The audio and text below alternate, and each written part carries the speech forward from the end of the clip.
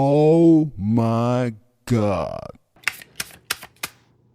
Hey y'all, it's your girl LaeTicia with LaeTiciaTalks. Welcome to episode 3. Today we have a lot to discuss, and if you have not joined us before, we have a few different segments. We will cover sports takes for the NFL and the WNBA. Then we will slide into the please don't pay me off take, okay? Then we will have a little bit of a yap session before we get into our auntie talks, and then we'll finish it off with our cyber talks. So, thank you for being here, and let's get into it. We are here with the sports take for the NFL with our co-host, Tyri Braxton, my man. And let's get into it. So, this week, we're going to discuss the Packers mostly today because we are quite disgusted with them. Let's just get started. Go ahead. You can go ahead. Okay, but before we start, I would like to give a shout out to the Cleveland Browns defense. They're one of the top 3 defenses in the league. I thought it was a fluke. Baltimore went and hung 41 on them, but they went out. They were talking to junk, saying Derrick Henry's easy to tackle. Blah blah blah. I thought Green Bay was going to go into Cleveland and just mollywop them, but they showed us why they're one of the best defenses in the league. Jordan Love was sacked 6 times. Josh Jacobs could never really get the running game going. So our offense looked totally discombobulated, aided with, I would say, some questionable play calling by Matt LaFleur. Cleveland's defense is for real, so I want to give them a shout out.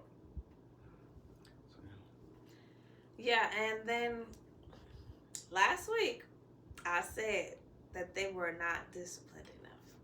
And you was like, what are you talking about? Look, they had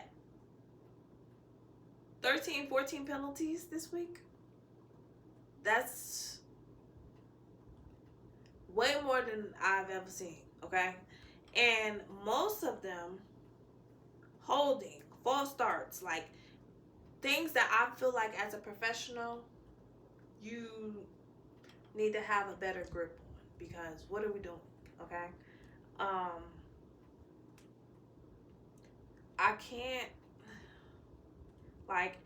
can't say specifically just the offense, because it was offense, it was defense, it was special like it was multiple people just showing a lack of discipline. So, question for you: do you think that the bad penalties are more on the coach or the players? I would say, well, that's the most penalties we've had in the game, 14 since the 2010 years. So, but as you said, Green Bay has an issue with just being disciplined. I say it's falling on both of them. If it was just one game or one penalty here and there, then you can fault the player. But if it's happening over the course of multiple different games and multiple seasons, then that's a culture problem. So I would say that falls on the coaching staff, not just the floor. It's on the offense coach. It's on the defensive coach. That's on the special teams coach. When Cleveland went to go kick the game-winning field goal, it was the guy offsides. Michael got neutral zone infraction penalty. I remember one play we had him 3rd and 20, and they got third and 15 because Michael was offsides again. Stupid stuff like when the lineman got called for a legal man downfield on the screenplay. That's all procedural stuff. That's all just being in the right place. So I would say that yes, the players are at fault because they are professionals, but I believe that starts with the coaching staff. That starts with the culture you set. So I'm not sure what type of repercussions need to be put into place or negative reinforcement in order to stop something like that, because we're one of the league leaders in the league, especially after Sunday, committed so many penalties, just in penalties. So something has to change. It's been plenty of times where we have a lot of talent on the field, yes, but it's been plenty of times where I feel like Green Bay just come into a game just not ready to play. So I when stuff like that happens, you have to look at the head coach. So how the environment that he's fostering, how is he handling players when they're doing little bonehead things like this? So I would say that that's with the coaching staff, because it's been a problem that's been lingering around for weeks. Well, I do see sometimes when certain players make penalties, he takes them out the game, like literally immediately. But I don't know if I can agree fully with. I agree with mostly what you said, but I don't know if I can fully agree with what you said because the players are individuals. Like the coach could literally discipline them at practice and do all of these things, but he can't stop them from doing certain things. You know what I'm saying? When they're actually on the field, like what is he expected to do other than take them out the game after they do it? But after they do it, the damage has already been done. Like you said, with Micah and that neutral zone infraction, he gave them a first down, which allowed them to go on ahead, and I believe they got a touchdown right after that. And then the game was over. Like, so I don't know if I would. So I don't actually. I would say it's on both. I'm not gonna just say it's on them either because It's about the environment that you foster. Yeah. So that's why I said I can't fully agree, but the coaches are the tone setters. That's like if you're at a job and your whole team just keep messing up. Okay, first day it can be a team. I mean, first day it can be individuals. But if your team has been messing up for weeks, your team not meeting numbers, your team not meeting quotas, then that falls on the supervisor. That falls on the guy that's in charge at the end of the day. Yeah. So it's about the environment that you set. Okay. So you gave Cleveland defense their props, but would you say it was more their defense just good or our offense was just playing that bad? Because we've seen what our O-line did in the first 2 weeks, and they showed up, they did their jobs, even though there was some parts of the offense that we had comments on. But overall, they were holding the line, giving Jordan Love time to play. Like this last game, he wasn't getting barely any time. Like he looked like a deer in headlights most of the game, and I think that's due to him getting sacked so many times. But the offensive line has to do better. Yeah, I just think Cleveland's defense is just that good. Myles Garrett is a defensive player of the year so far. That Schlesinger guy, I've never even heard of him, but he was always in the backfield. Sacked him twice. I've never even heard of him, but like I said, Jordan Love was getting rocked. There's even a viral play on Twitter right now. Myles Garrett hit our lineman with a Euro step. Like who's doing that? You know what I'm saying? He hit him with a Euro step, untouched, and that's a big man running full speed downhill to Jordan Love. He ain't even got time to stand back there and examine the field because he's automatically running for his life as soon as the ball is hyped. They was hunting for the downfield plays, but you can't if the pass rush is getting home and they're hitting you over and over and over again. That's one I haven't seen Jordan Love hit that much since we played the Philadelphia Eagles last year in the playoffs, and Jalen Carter and them boys was hunting Jordan Love. It doesn't hurt that our lineman Tom, he went out there. We rushed him back for injury. He already had an oblique injury. Then he went out there and re-injured himself again on the first play of the game. That doesn't help. He's one of the best linemen that we have.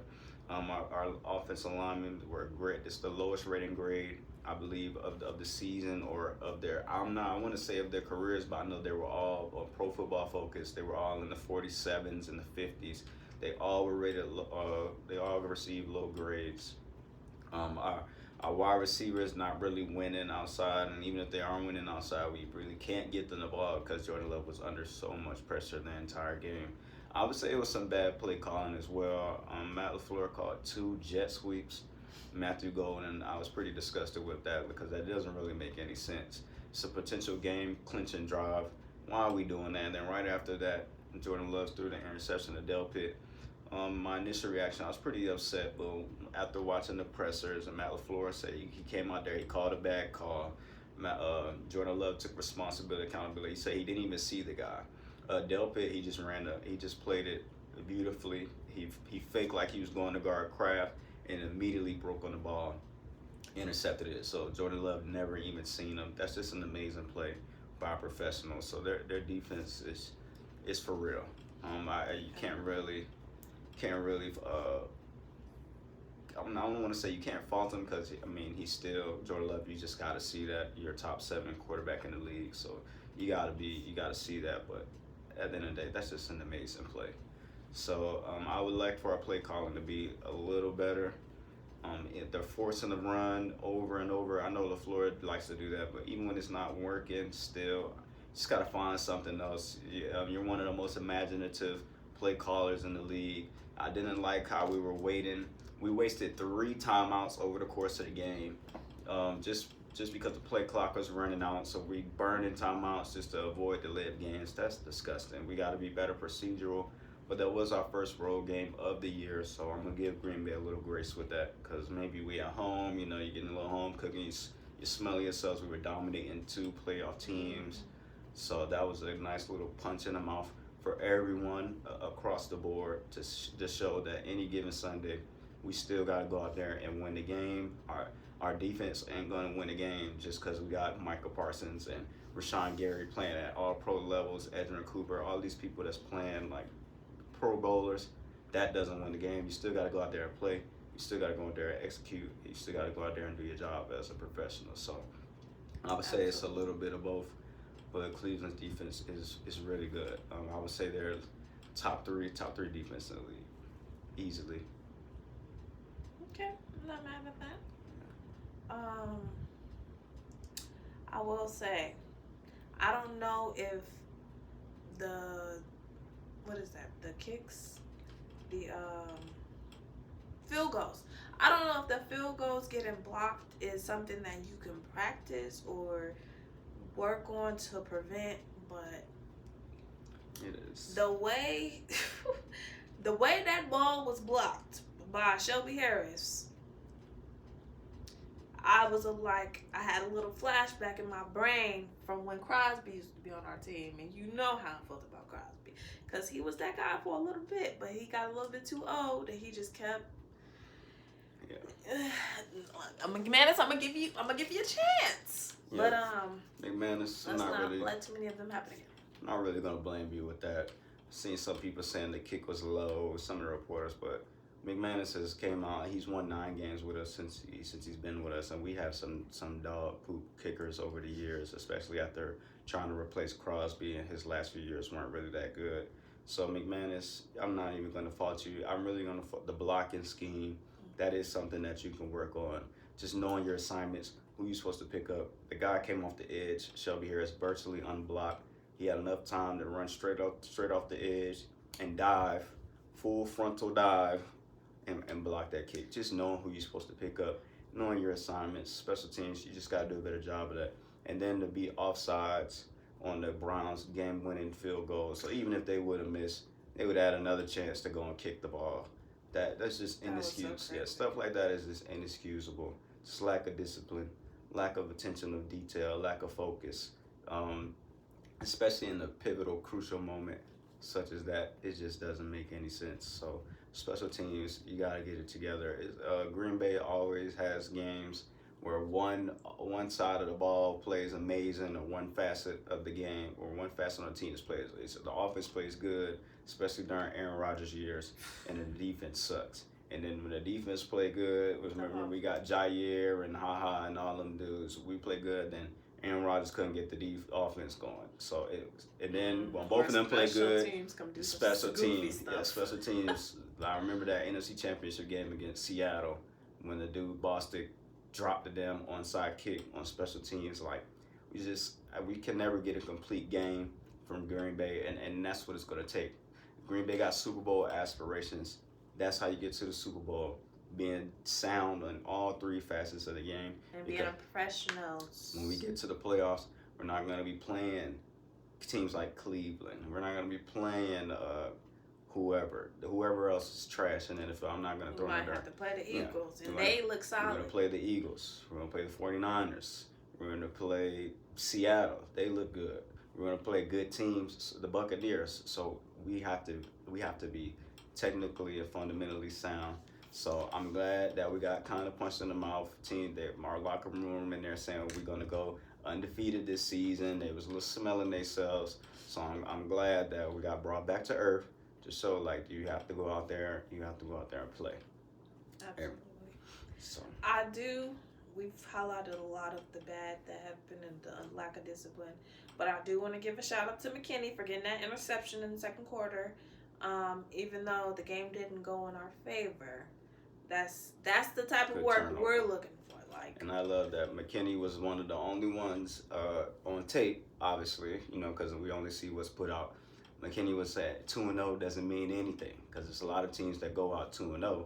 I mean, come out 2-0 and then at the end of the season, then you ain't nothing.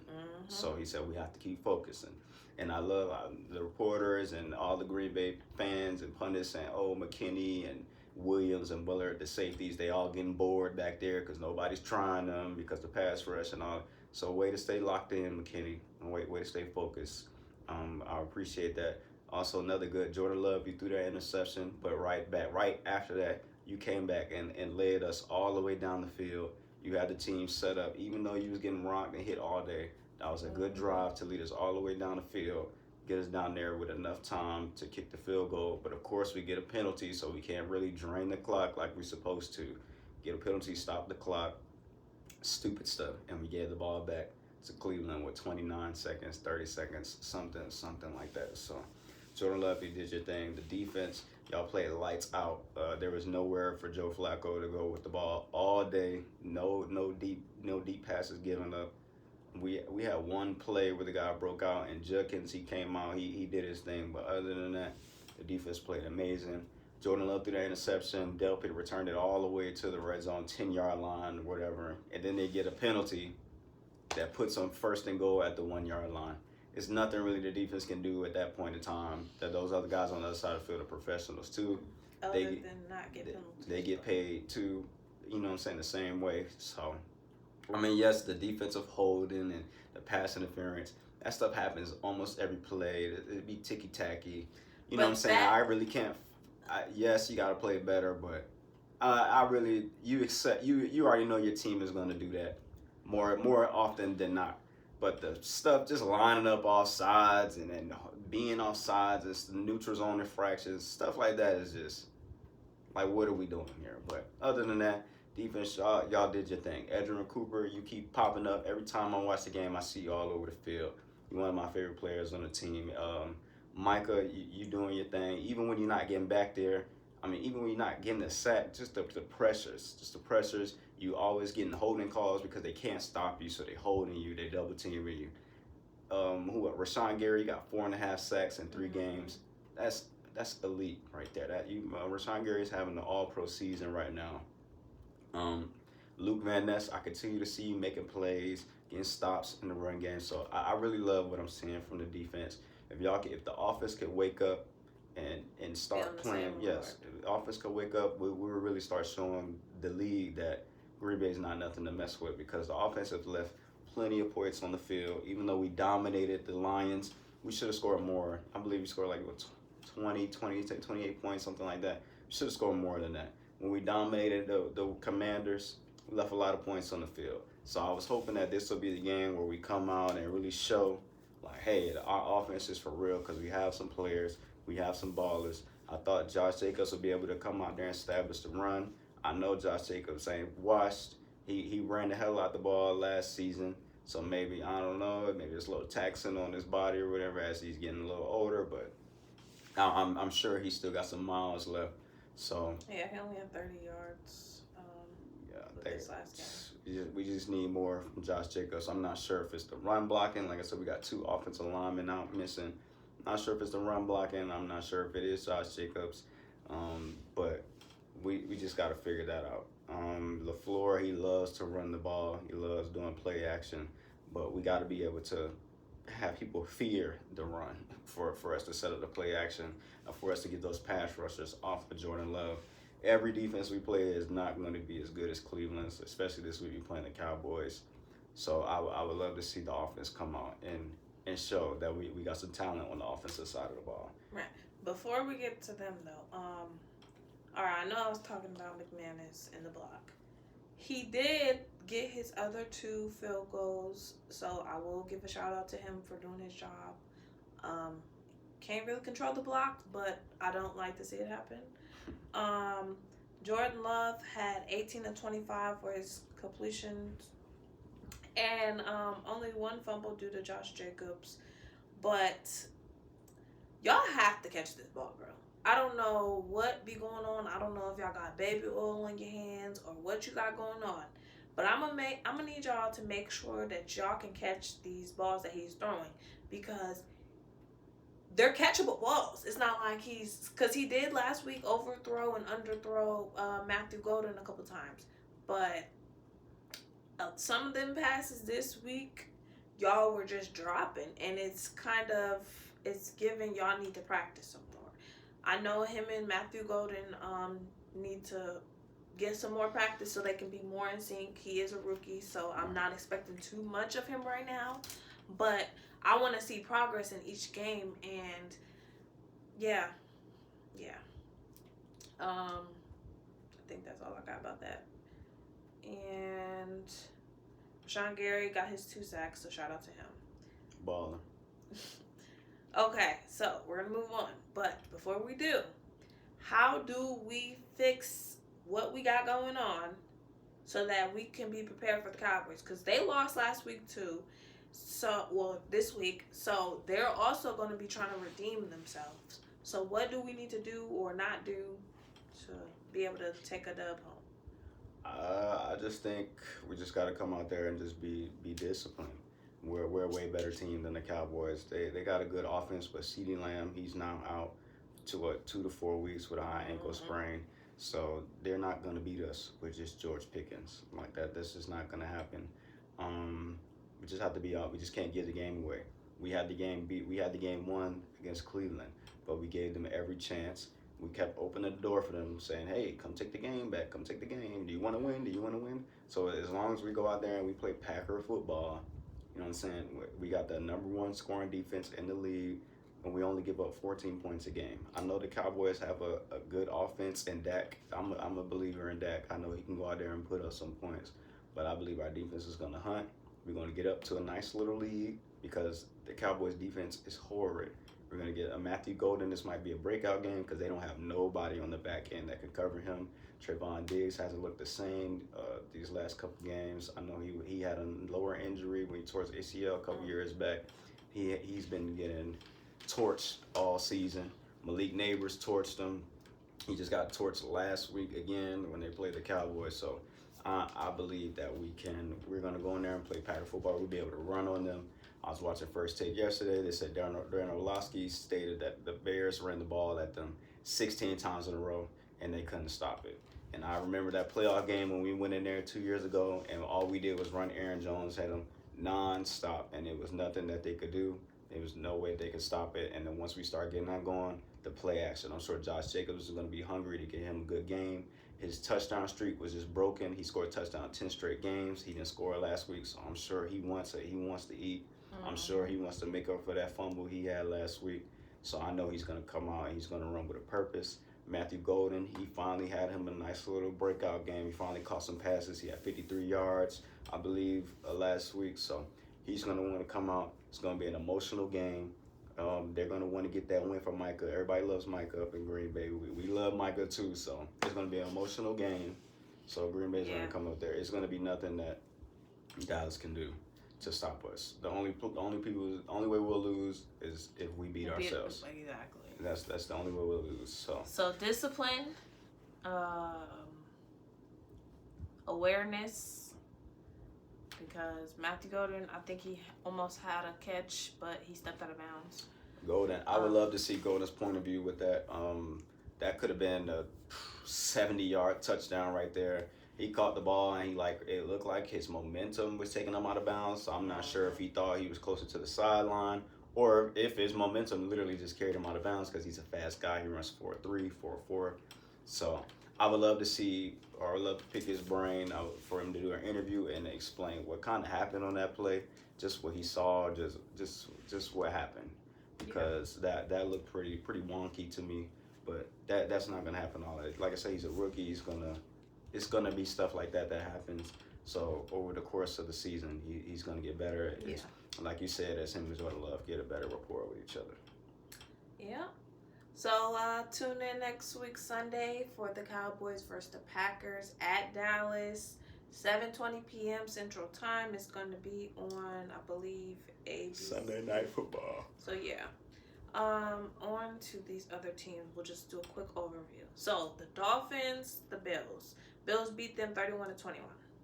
Any take on that? Tua, you're about to be holding a clipboard, and you're gonna get your general manager fired because he picked you over Justin Herbert, and Justin Herbert finally got him some competent coaching up there instead of Brandon Staley. You got Jim Harbaugh, so Justin Herbert's been doing this thing, but he's always had wide receivers dropping the ball or just bad play overall, just from a team standpoint. So, yeah, you're going to get your GM fired. It's not really your fault that y'all lost that game like it was against the Patriots. The guy came through, I forget his name, but he comes through, you get a roughing the kicker penalty. That's just inexcusable. It's already hard enough to get Josh Allen off the field. You finally get him off the field, you're getting the ball back, your team got momentum. You can finally go down there and score or do whatever, but to give the Bills the ball back and then they go right down there and score a touchdown, it's kind of a backbreaker. And so give the Bills back all the momentum, and then Tua, he just throws this interception. I'm not going to say it was brain dead or anything like that, because the linebacker who caught the interception, after he did a post-game interview, he said that him and the coaches, they watched film all week. They knew the Dolphins was going to run that play. I knew Dolphins was going to run that play, and he said his coach told him, he said, if you don't catch an interception on this play, then it's going to be something. Like, he said, we're going to find whatever he told him. But he said, basically, like, if you see this play, you better catch this pick. You better be in position. And he went out and he caught that pick. So way to watch the film, way to study the film, and way to be there and be there in the moment and to make that play for your team. That's just an awesome, amazing play. It reminded me of the play Del Pitt made against Jordan Love when he caught that interception. So that's just a professional being a professional. So I thought that was pretty dope. But yeah, Tua, you just got to figure it out, man. Your wide receivers, they're not happy. And I believe, speaking of them, I think Tyreek needs to go ahead and request that trade again and let Kansas City grab him, or grab him or Waddle, because Kansas City needs some real receivers. I'm not sure what their cap space is really looking like. But yeah, they're trying to wait for Xavier Worthy and Rashee Rice, but I don't really feel like those are... Worthy and Tyreek would be crazy, though. I don't really feel like those two are really game changers at this point. Like, Rashee Rice, was he really balling out of control before he got in all this legal trouble?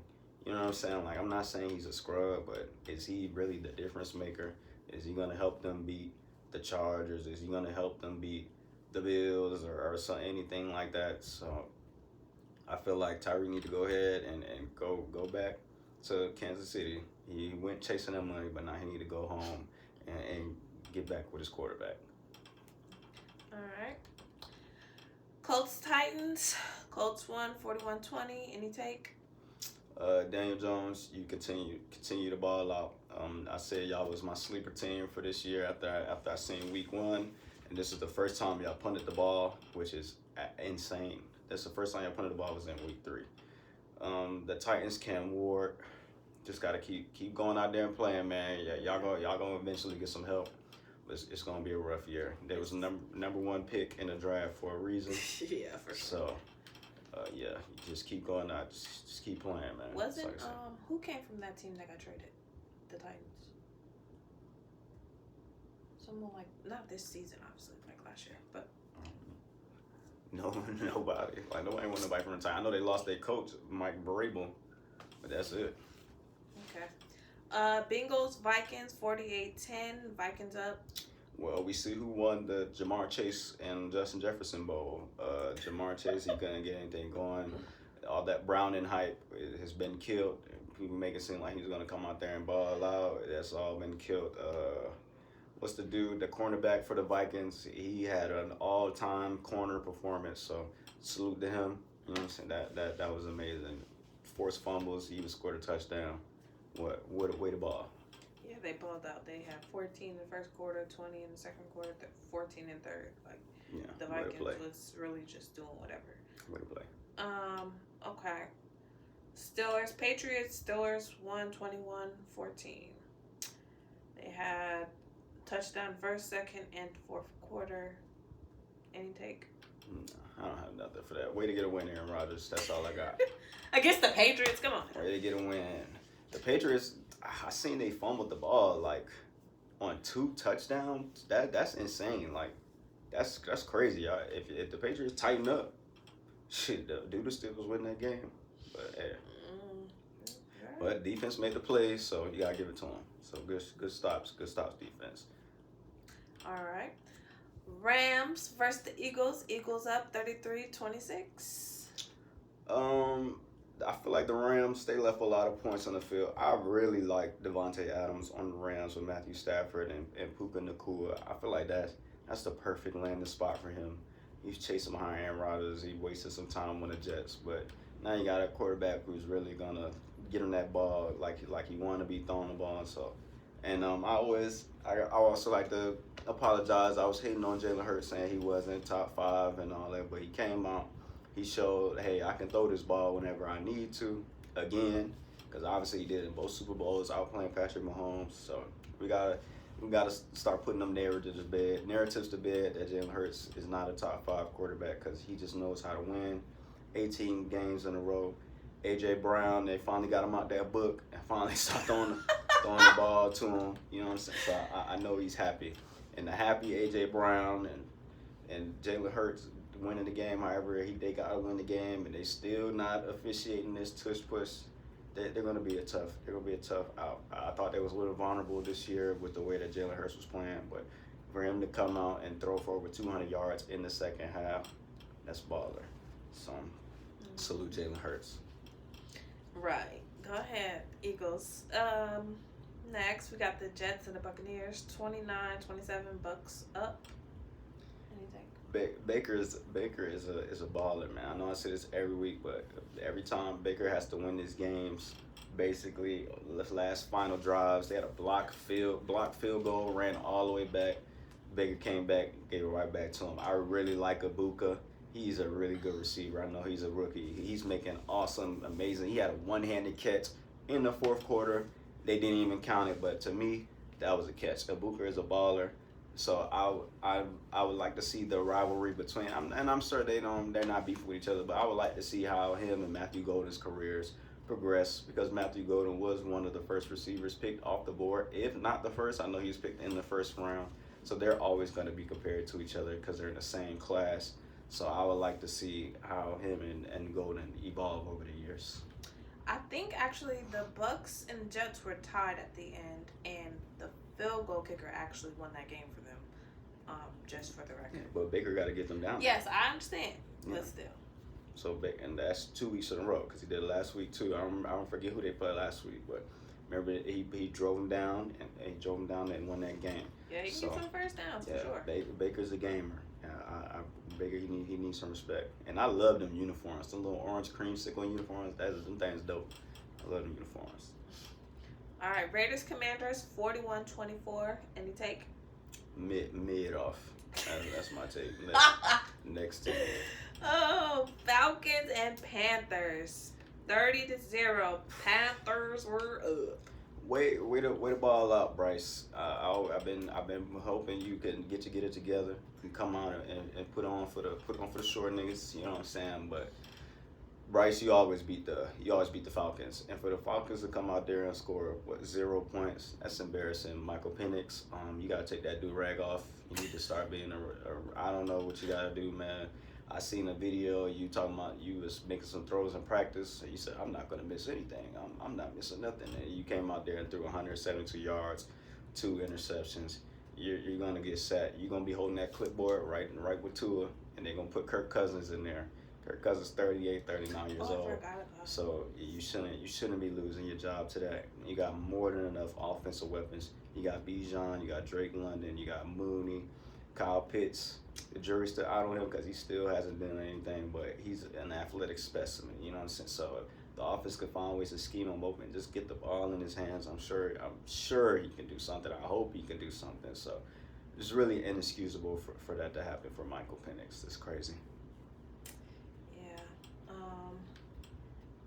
I don't really have anything to say about that team. I'm not gonna lie. Next, we got the Texans and the Jaguars. Jags up 17-10. CJ Stroud, you gotta get it together, man.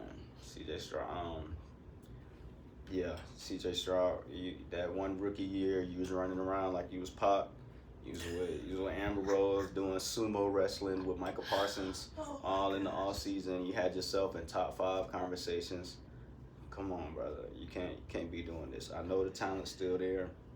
Maybe your team around you's failing you, or I know the joke is right now y'all got too many brothers on the offensive line. Y'all ain't got no magas up there. So I don't know what it is, but you got to elevate above, especially if you say you're top 5. You know what I'm saying? You got to be able to carry your team. You got to be able to. So I'm not really sure what's going on with CJ Stroud. And now everybody's saying that ever since you didn't pat Caleb Williams on your chest and you was trying to little bro him, your career been downhill, brother. That's good. So you got to change the narrative, man. You got to change the narrative. Because I know you don't like that. Yeah. Next, we got the Broncos and the Chargers. Chargers up 23-20. I'll just say for the record, I am delighted that the Broncos lost again. Yeah, Jim Harbaugh just knows how to just keep winning. Jim Harbaugh knows how to win. And with Kansas City being down, and the Broncos are already 2-0 against just the division. So they're off to a really hot start. As long as they stay healthy, they should be a playoff team, and they might be division winners. You know what I'm saying? Unless Randy Moss, a.k.a. Rashee Rice, comes back and turns it around for the Chiefs. You know what I'm saying? But Jim Harbaugh just knows how to win, and the Chargers are going to be a tough out for anybody every week. Yep. Seahawks, Saints. Seahawks up 44-13. I don't even know who's on the Saints, so. Yeah, another mid off. The Saints ain't going nowhere this week. The Saints ain't going nowhere. Sam Darnold. I had my doubts. Minnesota, I thought you was a Kevin O'Connell merchant, but you going down there and you winning games. What are they? 3-0, 2-1, 2-1. So keep playing Sam Darnold. I love the career resurgence for you. People, they let you for dead in the NFL. So I love it, man. Keep playing. Yeah. Next we have the Cowboys and the Bears. Bears up 31-14. Like, that's just crazy. Yeah.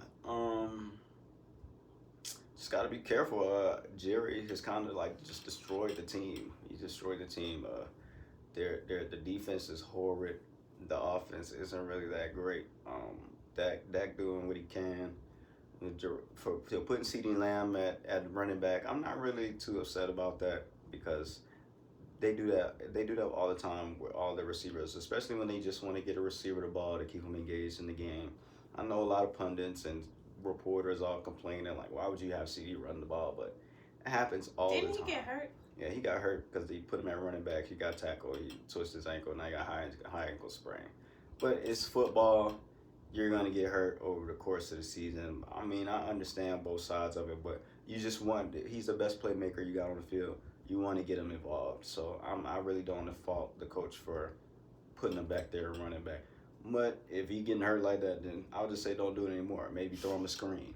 Maybe do a gesture. Literally. Throw him, you know what I'm saying? Just don't do that again. Find other ways to get him involved instead of him running out the backfield and having to escape from 300-pound linemen, you know what I'm saying, rather than going out there with the defensive backs who 180, 190. So.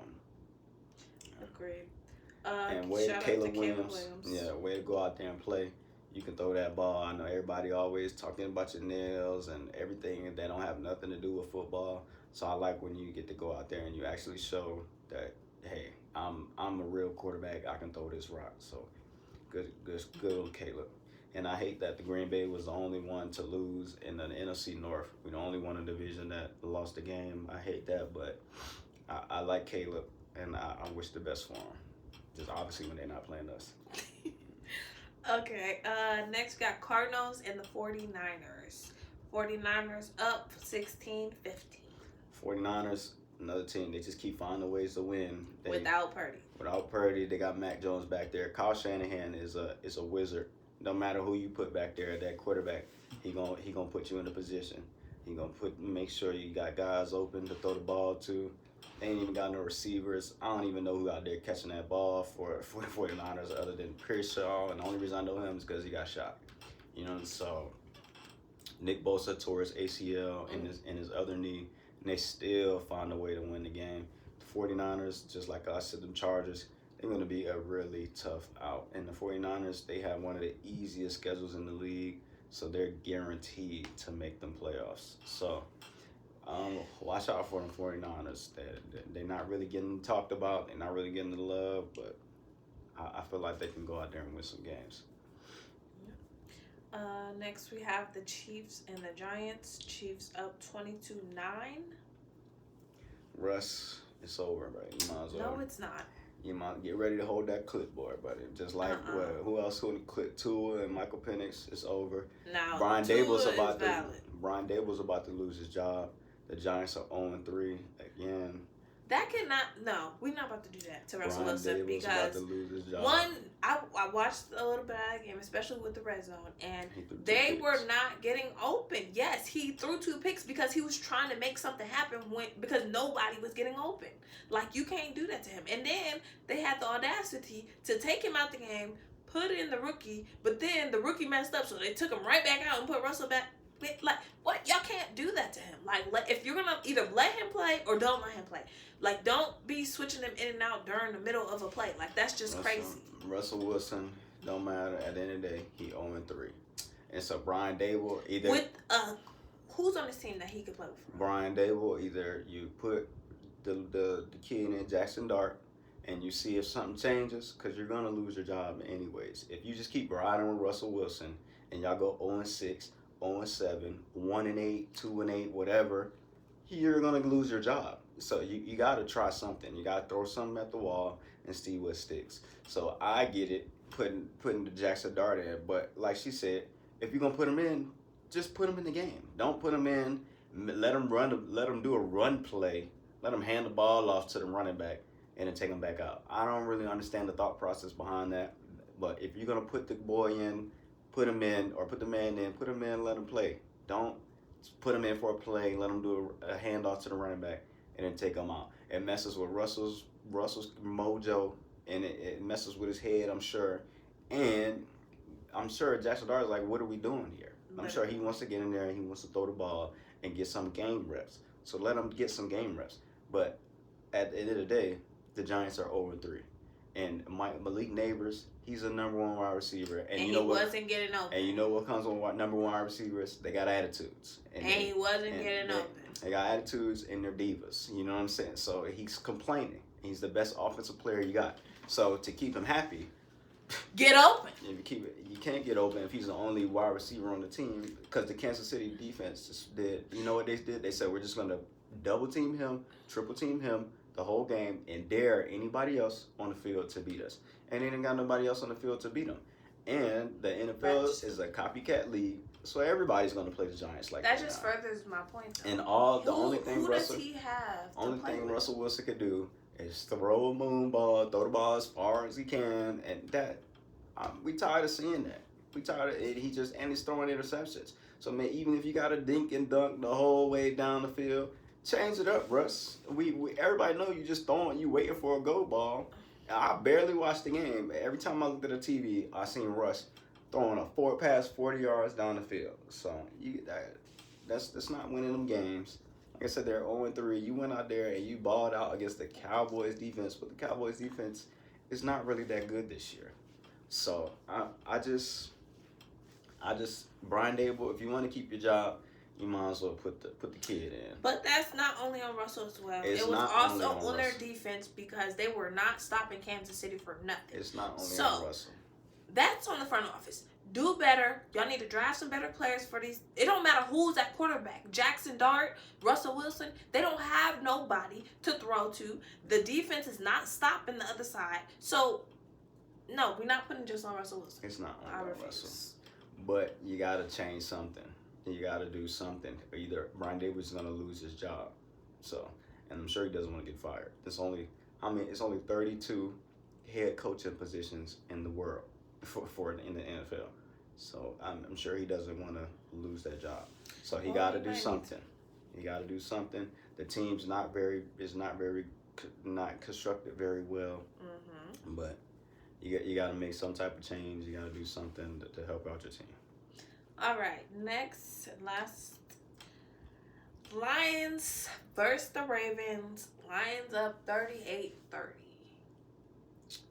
Derrick Henry, I'm not sure what's going on, but you got a fumbling problem. I seen you ran the ball good in the first quarter. I mean, you remember you ran through the line, you scored your touchdown, but now you're hurting your team, man, with all the fumbles. Even on that, when you guys got all the way down to the goal line, they gave you the ball 3 times and you couldn't get in. You couldn't get in the end zone. You're a mountain out there, and you gotta find a way to get through. You gotta find a way to help Lamar out. Because now you're putting the ball in Lamar's hands on 4th and goal, and you're just saying, just make some magic. Just figure it out. And Lamar, he trying to stiff arm the damn defensive lineman and throw a pass at the same time. Like, yeah, we seen him do it last year against Cincinnati, but more likely than not, you're not going to keep making that play over and over and over again. And that's why when it happens, it's such an amazing play, because it's not something that we see all the time. So Lamar, he needs some help. Zay Flowers, he really didn't do anything, but all Zay Flowers, he can't get the ball when Lamar's being put on the ground. Lamar got sacked 7 times. And we were just giving Cleveland defense their props. They sacked Jordan Love 6 times. So, and Lamar is a dynamic quarterback. He can do all these things. He can run all of these places. He can escape all these sacks. So for him to get hit 7 times, that's insane. So Lamar needs some help. The defense not helping him out. They're getting dogged out. The Lions come out there and score 38 points. So the defense got a lot of names over there. Jair, I know he's hurt, but come on, Something else had to happen defense. too, though, because for Lamar to have 288 throwing yards and 3 touchdowns, no interceptions. Lamar has a 141 QBR. Like, what's rating. going on? And so Lamar needs some help. Derrick Henry only has 50 yards of rushing. That's not good enough. Like, the wide receivers, 13 yards. It's not good enough. Hopkins, 13 yards. Like, it's not good enough. I'm going to need y'all to show up for him, because he can't win the game by himself. Can't do it by himself, especially against a good team like the Lions. The Lions ain't no scrubs. They came in there in Baltimore, too. Like, that's inexcusable. It's inexcusable. And Jared Goff has never beat Baltimore before. He never beat Baltimore, so that's insane for him to come in there. Lamar Jackson doing all he can, so he needs some help. So maybe they need to go picking that what's the name too, asking for one of them players down in Miami. Miami ain't going nowhere, so you might as well go start picking them apart for the parts they have, because they're about to clean house, especially when they send Tua to the clipboard. All right. Well, like I said, the Packers play Dallas next week, 7:20. Jets versus Dolphins. Bengals versus Broncos. Why do they have 2 games on Monday again? That's a whole nother different conversation. Yeah, 2 games on Monday is un-American. It doesn't even make sense. That's woke nonsense right there. Y'all talking about all this woke stuff. There should be 1 game on Monday. I'm not sitting and watching 2 different games on Monday Night Football. When you get off of work, as a man, you get off of work, you come home, you sit down, and you turn on the Monday Night Football. You watch 1 game, and then you go to bed. For them trying to squeeze all the dollars they can out of come on now, NFL. And being too money hungry. Why you can't put a game at 4 o'clock? I'm sick of only watching 2-3 games at 4 o'clock. And 50 games at 1 o'clock time. And then we watch 2-3 games at 4 o'clock. And then now you got 2 games on a Monday. Stop it. I'd rather than play on Tuesday or something. Or it's like, come on now. It's un-American. I've been watching football since 2010, since I was a little kid. Come on now. That needs to stop. Next thing, we'll be putting 3 games on Monday. That needs to stop. I don't like that at all. No. Even yesterday, y'all knew what y'all was supposed to do. You didn't want the splits to be, the views to be split between the Lions and the Ravens, so y'all only play 1 game. And I watched the 1 game, and I went to bed like an American. So for y'all that you trying to fit these 2 games up there, you need to stop it. You're being too money hungry, and you're diluting your own product. It doesn't make sense. Absolutely. Although these are 2 mid games, so we're really not missing much. Thursday night, got the Seahawks versus the Cardinals. Who you taking? I'm taking the Seahawks. It's a good game. I'm going with the Cardinals. I want the Cardinals to bounce back. They almost beat the 49ers. They lost a field goal at the end of the game. So I'm going with the Cardinals to bounce back. And it's on Prime Video. I really despise them taking the football games and other games to Prime Video and streaming platforms. Like, people just want to be able to watch TV, watch the game, and click over to a different channel when it go on commercials. Nobody got time to be going to goddamn Prime Video. Then you gotta go to exit out the entire app. When you get back to the app, you gotta wait for it to buffer to load. Like, it's just doing too much. Un-American. Come on, stop. Y'all just money hungry for real. But who else plays next week? Vikings, Steelers, Commanders versus the Falcons, Saints versus the Bills, Browns versus the Lions, Panthers versus the Patriots, Chargers versus the Giants, Eagles versus the Buccaneers, Titans versus the Texans. That's gonna be a good one. Yeah. Colts versus the Rams, Jaguars versus the 49ers. The Eagles got a tough schedule. I feel like they're being tested every week. They gotta be. Play the Rams, they play Kansas City. Ooh, they played the first game. The first game? They played the Rams, Kansas City. Now they gotta play the Bucks. And they played Green Bay this year. The Eagles are being tested. I love it. I think they play the Cowboys. That's how you build a championship team right there. They're being tested every single week. So when they get in the playoffs, it's already gonna be par for the course. Like, they already gonna know what to do. They already gonna be locked in. Like, it's not gonna be, we playing a good team. Like, they already got everything they're gonna need to have. They're gonna be battle tested. Yeah. Ravens play the Chiefs. That would be a good game. Well, I don't know really, but At hopefully Arrowhead. Lamar takes that one home. Bears versus the Raiders, and Packers versus the Cowboys. And then We know who's gonna win that. who you got? Green Bay, of course. Me too. We beat them by 10, 15 points. We favored by 7 points. We're gonna smack them. So that is all we have for NFL week. Go Pack, go. Welcome to the WNBA take. Well, let's start off by going over the playoff bracket because I know I'm a little late. But if you were not tuned in, Minnesota beat the Valkyries 2-0 in the series. Phoenix Mercury beat the Liberty 2-1 in the series. Las Vegas Aces beat Seattle 2-1 in the series. And the Indiana Fever beat the Atlanta Dream 2-1. I don't think many people thought the Fever would win, but Kelsey Mitchell been doing her thing. Gotta give her props. Her and Aaliyah Boston with all them rebounds. Natasha Howard with all them rebounds. So yeah, they doing their thing. So now in the semifinals, got Minnesota Lynx versus the Mercury. Right now, Minnesota is up 1-0, best of 5. It's best of 3 if they can win 3 games in a row, but if not, best of 5. Las Vegas Aces and Indiana Fever. Indiana is leading 1-0.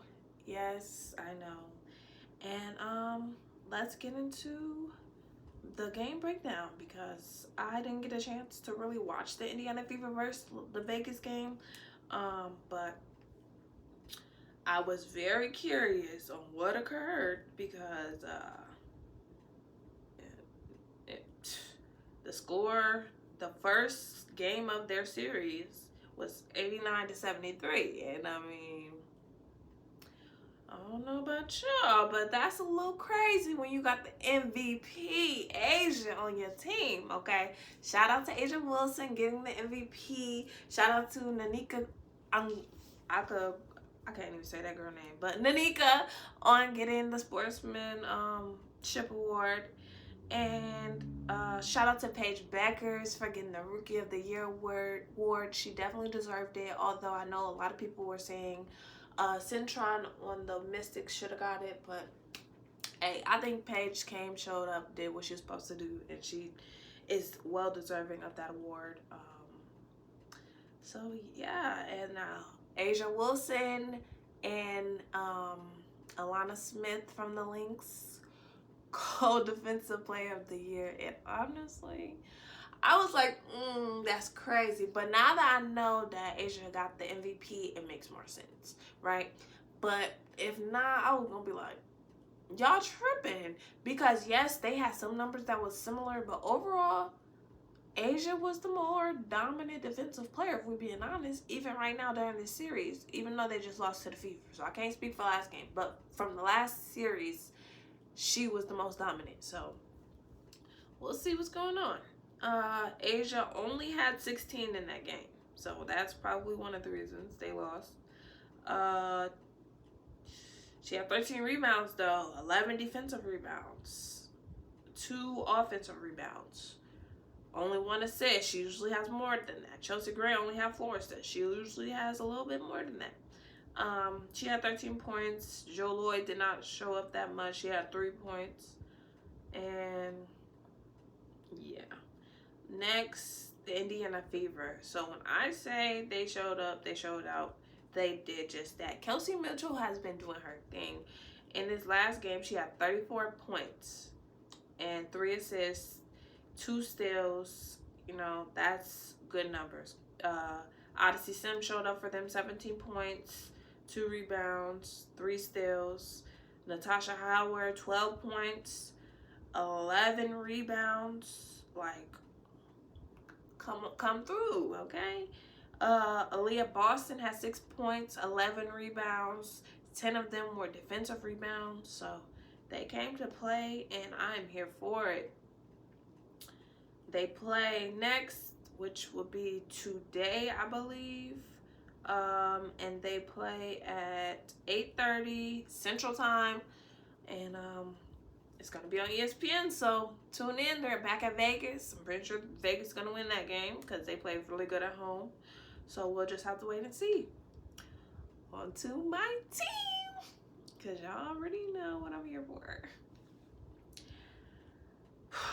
The Mercury versus the Lynx. 69-82. Yes, you know who had 82. The Lynx. That's right. Okay. And let's see how this broke down. 1, Courtney Williams has been doing her thing, okay? 23 points, 8 rebounds, 7 assists, 5 steals. Like, that's... Okay, my girl. Do your thing. Kayla McBride, 21 points, 6 rebounds. Like, yes, girl. 2 assists. Alana Smith, 4 points, 6 rebounds, 3 assists.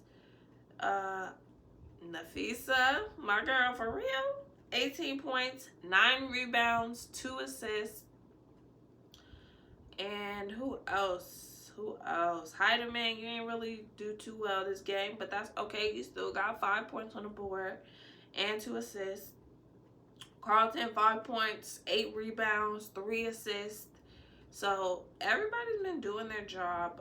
Looks like Dejanay Carrington was out with injury. I did watch a little bit of that game. I didn't get to fully watch it, but I watched the second half of it. And when I turned it on, once again, it's kind of like what happened with last game. It came down to the last couple quarters. And it was like, okay, what y'all doing? But let me tell y'all, they did a great job. They had 23 points in the 4th quarter, which allowed them to get that 82, because at first they was 22, 18, 19, so they were neck and neck with the Mercury. And then 4th quarter, they came in, showed why they're the #1 team in the league, and I'm very happy. They did give up 13 points off of turnovers, so I'm gonna need them to work on that and slow down a little bit if need be. But I feel like overall the team did a great job, and there is nothing I could really complain about today. Let me see what else. They played today as well, which I'm feeling a kind of a way about that, because, okay, granted, yes, football is not on, but being that it's the playoffs, it's only 2 sets of games left. Why not have them on separate days so that people can tune in on separate days? Like, you taking up one day and expecting people to watch a game at 6:30 and at 8:30, like, you trying to take my whole Tuesday night away. Like, we can't be doing that. Y'all need to work on that. But hopefully the Lynx come and do what they are supposed to do. I believe they play at the Mercury this time, being that they were #1 in the league, so they get the home court advantage. Last series, they went to the other people's home and showed out. So I'm expecting them to do the same thing. I'm expecting the Mercury to try to win. I mean, they do have a good team. They have Alyssa Thomas, DeWanna Bonner.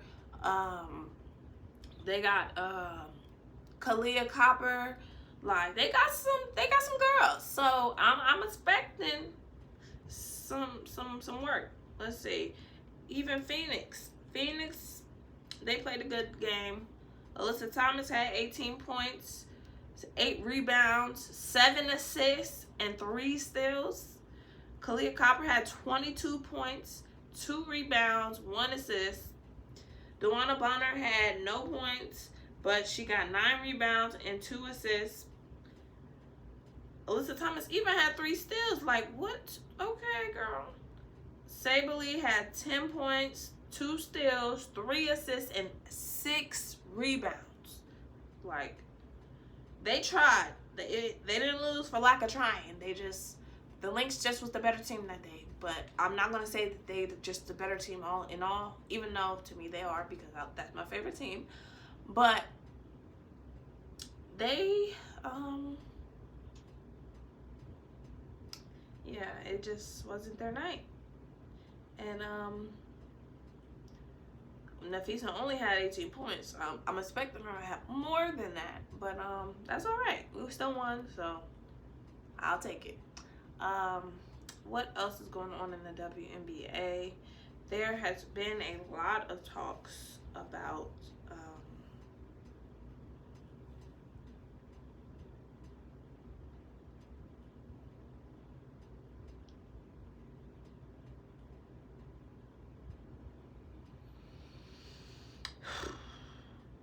the collective bargaining agreement between the players and the league. It still looks like they have not reached the deal.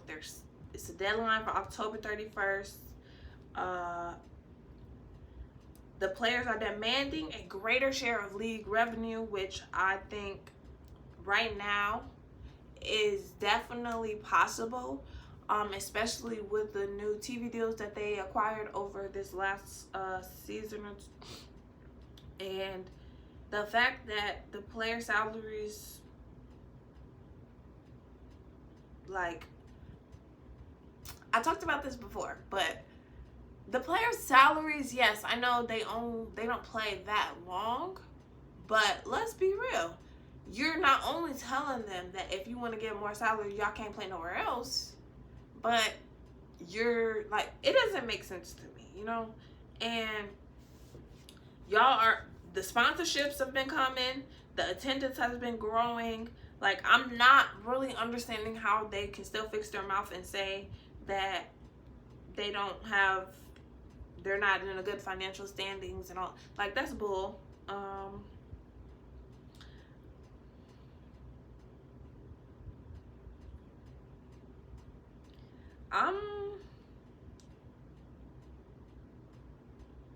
Honestly, they're definitely taking advantage of these players. Like, I believe when I started watching the last season, or probably the season before, but they don't even get profit from the jerseys with their names on it.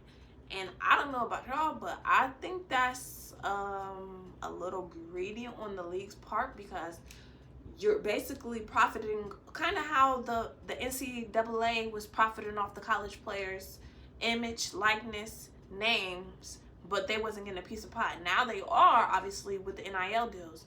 But for the WNBA to still be trying to play with the players, like, they are not what makes that league in general. I think that's quite disrespectful, not gonna lie. So hopefully they can come to a deal that is fair for the players. I don't really care about the league. I care about the players, because that's why I watch. I don't watch for the people in the office. I watch for the players on that court that come out there and give it their all every game.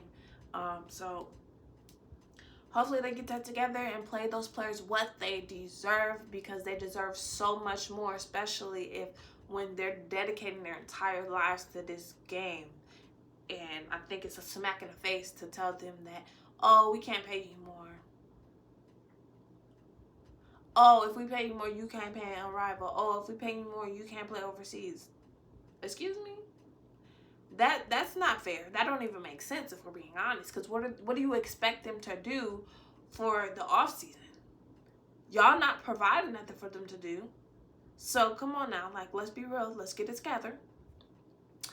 And that's all I have for the WNBA take. Check in with y'all next week, Wednesday. And once again, if you have not tuned into these games, we are in the semifinals for the playoffs. The Liberty. I said the Liberty. I'm sorry, y'all. I'm messing up. The Phoenix and Minnesota game is today, September 23rd at 6:30 p.m. Central Standard Time. So tune in if you haven't already. I believe it's supposed to be on ESPN. Yes, it is. And then afterwards, it will be followed up by the Indiana Fever and Las Vegas Aces game at 8:30 p.m. Central Standard Time. ESPN again. So tune in. Check out these ladies. You will not regret it. And please don't piss me off, segment, okay? I'm trying to minimize my cussing, but that's what the segment's called, so I'm sorry. Anyways, this weekend, it was a lot of things. Not even just this weekend, this past week, whatever.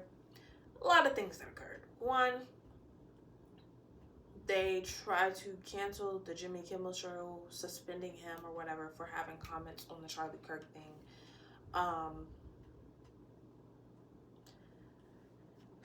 The First Amendment, and I'm going to read this. Congress shall make no laws respecting an establishment of religion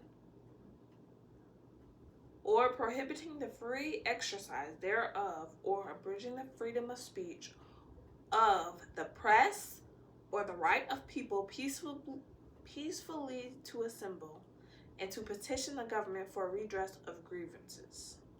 So, let me read that again because I think it was worded very ugly. The First Amendment of the Constitution prevents Congress from making laws to prohibit the free exercise of religion, to the freedom of speech, the freedom of press, and the freedom of assembly, as well as the right to petition the government to address grievances, okay? So, let's get this started. One, they, and when I say they, I'm referring to the FCC and this administration, and I just think it's outrageous that the Republican base can get on podcasts, they can get on Fox News, they can get on any broadcasting platform and say misinformation. They can get on any platform and say bull jive. They can get on any platform and say whatever they want, whether it's true or not. But the moment that anyone that does not speaks out against them or their leader, all of a sudden freedom of speech goes out the window. I don't think that's right. I don't think that will ever be right. And I think them trying to infringe upon Jimmy Kimmel's freedom of speech when he talks about everyone, it's a little, I don't even know the word for it right now because that's how irritating it was to me when I found that out. And then for the FCC guy to say that, like, basically, y'all can get with the program or get lost, basically. I would summarize that as, like, who do you think you are? You are put into place. You can easily be taken out of that place. Let's be clear. Because the FCC should not be able to infringe upon anybody's freedom of speech. And the fact of the matter is, people's freedom of speech have been being imposed upon since this administration came in. There's been multiple firings of news outlets, reporters, due to them not discussing or talking about this administration or the foolery that has led from this administration in a good light, which the news is supposed to speak on the facts. They're supposed to give the facts and the truth to the people. So the fact of the matter is, y'all doing some messed up stuff. Y'all don't want people to talk crazy about you or in a bad light. Stop doing messed up stuff. Worry about the people. Care about the people. And you wouldn't have all these problems. You wouldn't have to worry about people talking about y'all in a bad light or whatever that may be, because there wouldn't be nothing to talk about. What irritates me the most is people talk so much stuff about Biden and how he's Sleepy Joe and this and that, and that was all fine and dandy, right? It was fine and dandy. Nobody cared. They wasn't trying to take people off the air because they were talking about Biden. No. They let them talk. Even though I think they personally should have shut up. But you got to let people talk. It's called freedom of speech for a reason. Now, if your freedom of speech is fueling some hate that then turns into violence, now that needs to be silenced. That needs to be cut off. But if you're just simply stating your opinion, that is very much what the First Amendment is supposed to protect. So, for the fact of the matter is, it took the people standing up for Jimmy Kimmel for them to say, oh, we're going to give him his show back. But then the FCC still saying they're not going to let it air. Look, Sinclair Group, whoever you is, y'all going to keep playing and we're going to turn the TV off altogether. Then what you going to do?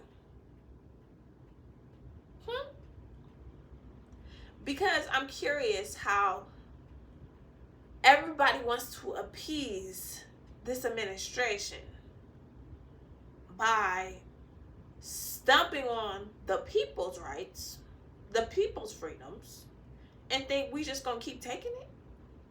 No, we not. And Disney, you're not slick. You are not slick. Y'all came back and said y'all was gonna do all of these things after telling Jimmy Kimmel that he needed to apologize to this man's wife or widow or whatever you want to call her, and say he had to make a donation. If that is not blackmail, I don't know what is. Okay? Cause what? You want me to apologize to someone for speaking my opinion when there's been millions of people on the internet speaking their opinions?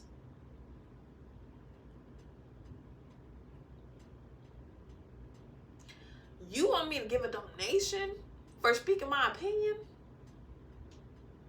Have y'all lost your mind? Like, it's giving, we do what we want and we're gonna take your money. And this honestly is probably why some of the people on their side don't speak up. Not even just in regards to that story, just in general, because this is what they're going to have to deal with. Being silenced. So, I'm not here for it. Nobody had a problem when these people was talking about George Floyd. Nobody had a problem when these people was talking about Trayvon Martin. Nobody had a problem when it came to them talking about black people and disrespecting the dead black people and our leaders, Martin Luther King, all of this. Nobody had a problem with the freedom of speech then. But now it's a problem. Make it make sense. Because it don't. And you trying to take one side's freedom of speech is going to take your other side's freedom of speech too. So let's take it to court, baby. Because what is we doing? Anyways, I'm really sick of this administration. I'm really sick of these racist, misogynistic, little men. I don't even know if I'm calling them men, actually. I'm just tired of them. Like, when is we gonna cut this? Cut it out. When? Because it's getting real old and it's getting real annoying. Like,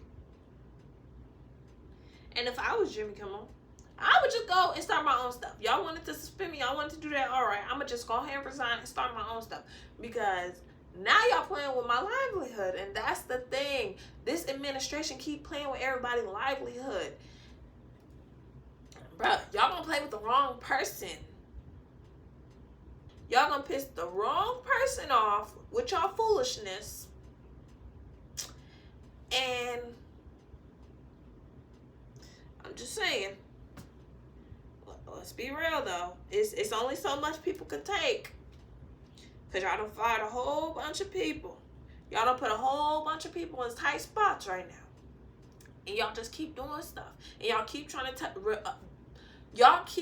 test y'all limits on what we're going to allow, how much we're going to take. And then y'all try to come back and apologize or come back and say, oh, we're not going to do this, or come back and say, we're not going to do that. It's only so many times. It's only so many times. I'll tell you this right now. Like, so, I'm giving it. It's abuse of power. It's abuse of power from the administration. It's abuse of power from the FCC's chair, Mr. Carr, Brendan, whatever your name is, Carr. It's a violation, my brother. Like, and I'm sick of these Democrats too. Let's talk about it.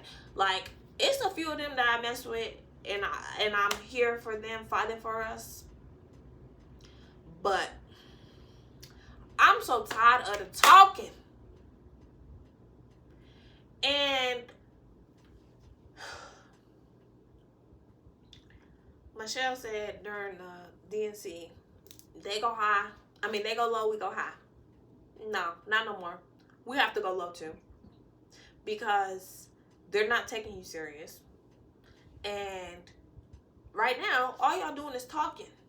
Y'all talking. Y'all not doing nothing else. And I know y'all don't have power right now to do too much. But y'all also are the same people that got on the internet and was saying, oh, send thoughts and prayers to Charlie Kirk's. Like,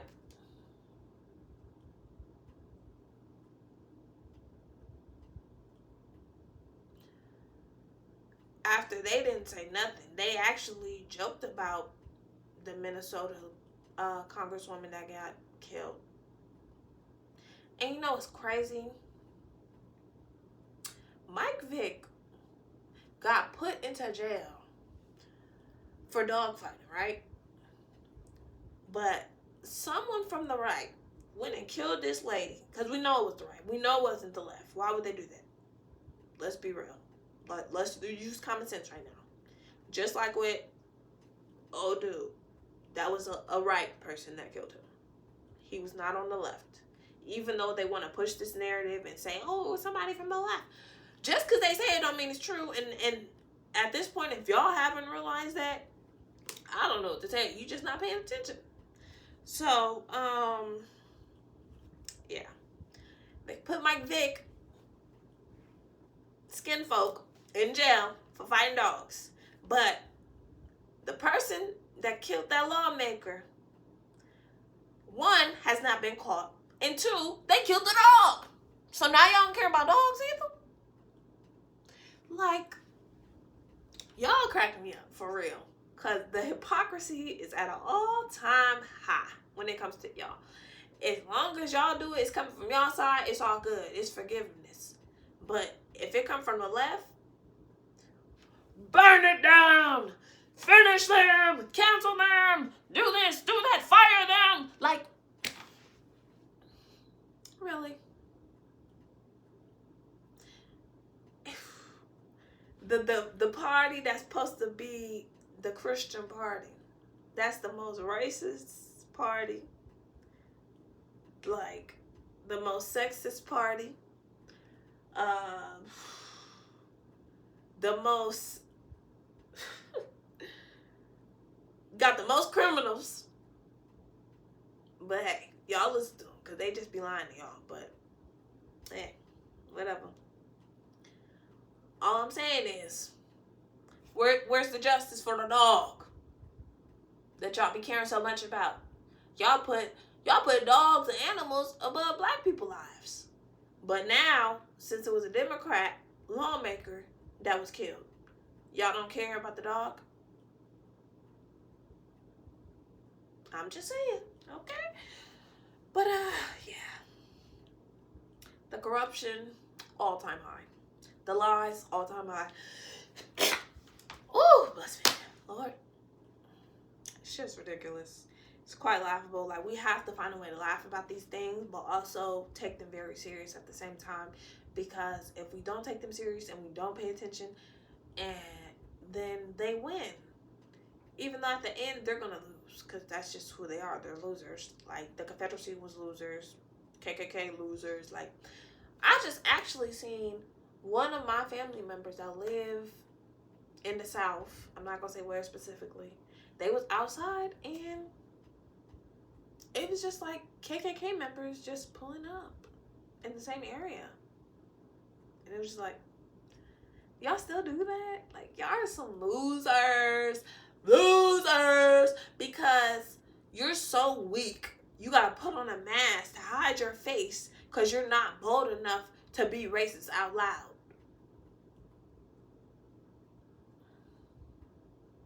Because you don't want to lose your positions. Because I know it's people that be in power. That's why you got to put a mask on. You got to put your little tents on. But if y'all haven't learned nothing, you will learn. It will come. The day is coming. I promise you. All right.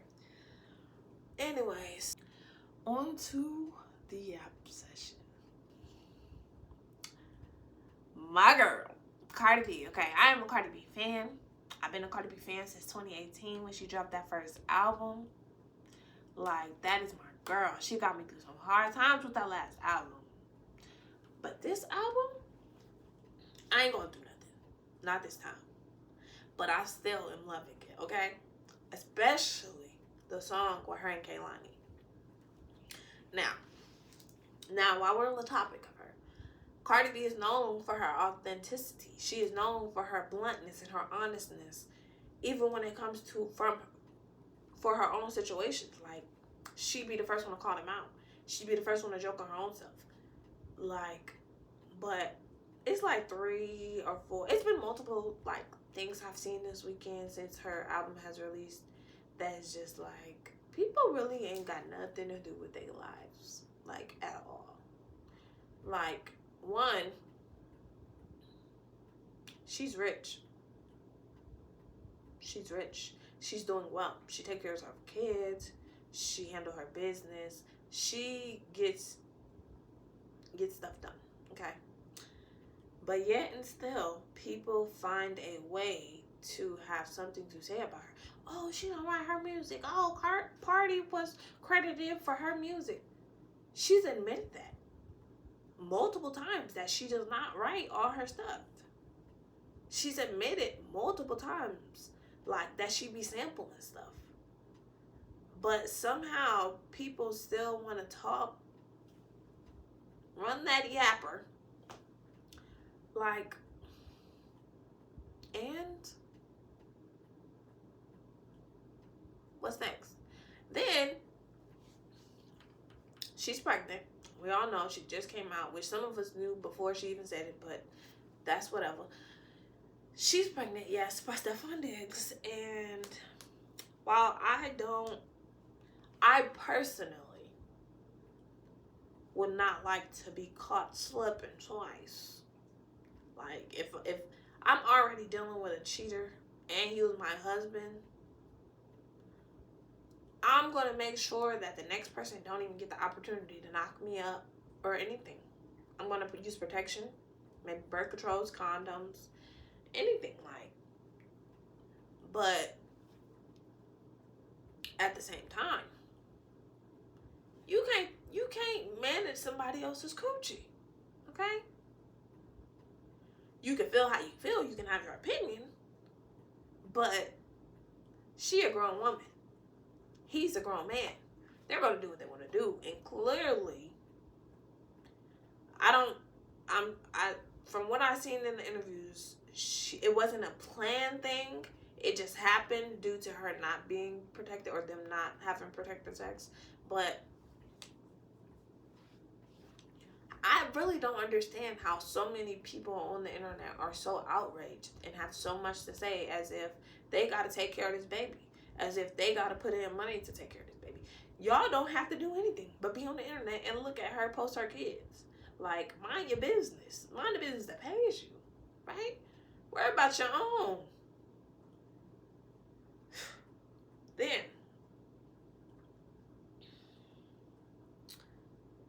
Bia. She did come at Bia. She did. But she was responding to Bia's foolishness. And let me say this, Bia. You don't talk about nobody's kids. Especially being that you don't even have kids yourself. But even if you did, you don't talk about nobody's kids. That's just you wanting to get popped in the mouth at this point. Like, so I don't blame Barty. I don't blame Cardi for saying what she said. It is what it is. But y'all people via YouTube, because I seen a lot of people saying, oh well, because she said what, name 5 Biz songs with a gun to your head, bow, blah blah blah blah blah. I'm not gonna lie, I can't name 5 Biz songs. But Bia's response was name five women that have messed with Offset, and that was such a lame comeback. You want to know why? Because as a woman, you can't make fun of another woman for something that was outside of her control. Y'all trying to make fun of her for her husband cheating on her. What?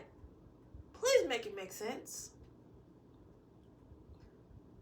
And like, that was just weak to me. Like, anybody that is second in that, y'all lame. Because who does that?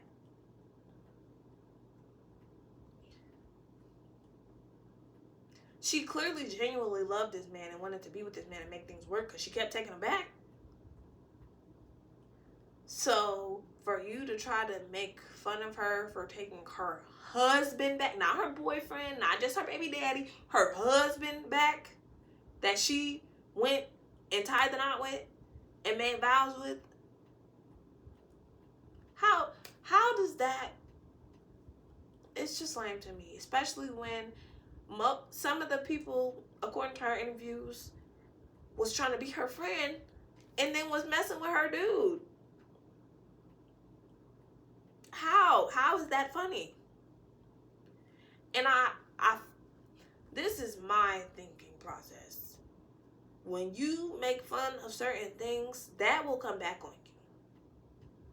That will come back on you, and it's gonna come back. If it don't come back on you directly, it's gonna come back on somebody around you. You gonna feel it in some type of way. That's just my thought process on how things work. Because what goes around comes around. So y'all better watch what y'all be saying out here, because y'all think it's all fun and games. That stuff is not funny. That is not funny. Being cheated on, that messes with people emotionally, mentally. Shoot, it could even physically. It depends on their circumstances. But like, trying to make fun of someone for responding to you for disrespecting their children and mention them, you lost, bro. You lost. Look at the Auntie Talk segment. Oh, we talked a little bit about, in the last segment, about girls who tried to make fun of girls that are getting cheated on, right? And part of the Auntie Talks, I'm gonna kind of dive into that a little bit, but also just give some girl code, I guess I would say, right? because clearly there are a lot of young women and women that have not been taught how to be a lady and how to be a girl's girl, and what is just absolutely crazy and you should never do. Okay, so let's get into it. One, you should not be texting your girl's man, messaging your girl's man, meeting up with your girl's man. That's an absolute no. That is THOT behavior. HOE behavior. That's a no. But I mean, if that's what you want to be, go ahead. But just know that not only do you look crazy, that dude is more than likely just trying to play you to make the other girl mad or get back at the girl, or just because he wants to get his little rocks off, right? So that's number one. Number two, wrap it up. Make that dude, male, wrap it up, okay? You do not want to be out here, and I kind of talked about this last week. There are people that will literally try to get you pregnant just to say they got you pregnant. To make you miserable, to make sure nobody else can access you. I said this last week, I'm going to say it again. Do not be out here just doing anything. Do not be out here just letting anybody touch you. This is not about even just having a low body count. This is about respecting your body and yourself, because once you cross that line, that's a soul tie for life. And you might not even really like that person. You might not even know him. You might not even know their middle name. So do not do that. Don't do it. Your body might be trying to tell you one thing, but your mind need to tell you no. Okay. Next. What's next? Keep your mouth to yourself. Okay?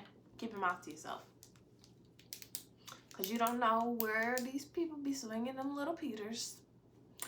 And you just don't want to be on the bad end of something that you just don't do it. Just don't do it. Wait till you get married to put your mouth on something. Okay? Just keep it to yourself. I don't care if they call you lame. I don't care if they try to peer pressure you. Don't do it. You heard it from Auntie TT first. Don't do it. All right. Next. What is the next thing? Girl code. Let's see. If you live or go to, if you live in a little city, little town, whatever you want to call it, check in with your girls to make sure they ain't messing with somebody before you start talking to them. Seriously. It happens a lot. It happens more than we think. Right? Make it a habit of getting, this isn't even girl code at this point. This is just things, life advice at this point, because if you live in a small town and you have a lot of family members, you need to ask who their people parents is. Because you might be almost about to mess with your cousin. And you don't want to do that. It's weird. It's incest. It's disgusting. And once you find out, you're going to be like, you're going to want to throw up. Like, don't do it. Just don't do it. Okay?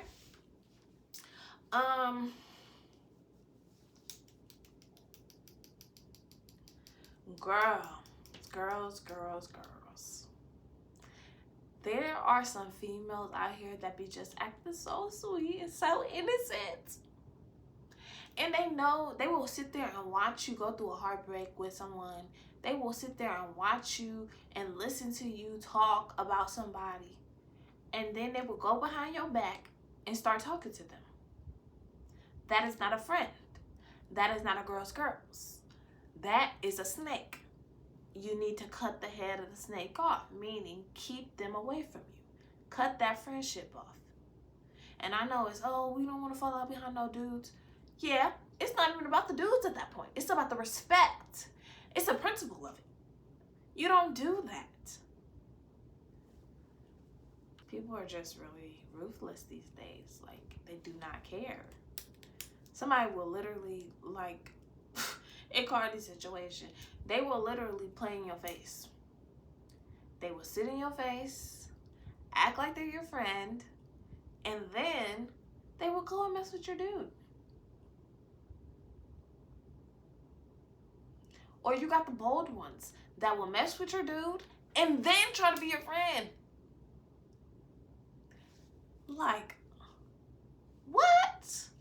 Please, what? That's just insanity. And maybe they knew, maybe they didn't. Who knows? But in Cardi's situation, they knew. So that's just crazy. I think it would really cross the line if someone messed with your dude and then come and sit in your face, try to hold your children, babysit your children, act like they're your friend. Whole time, they know in their brain that they mess with your dude. But you just happen to be a really cool chick, right? So now, they just, since you don't know, or whatever the case is, they think you don't know. Let's say that. And then they just let it keep playing along, keep being your friend, keep doing all these things with you. They let you vent about the dude, all of that, and whole time knowing that they were one of the ones. That is some foul stuff right there, okay? Don't be that girl. Don't be that girl. Don't be that girl that's, I can take your man. That's HOE behavior. Why would you want to take somebody else's man? It's weird. It's lame. Go get your own. Like, what is we talking about? Let's get into our cyber talks, okay? So, we're gonna discuss AI today. Because it was just put out that there are global leaders trying to get an initiative push called Global Call for AI Red Lines, which basically is urging that the developers and the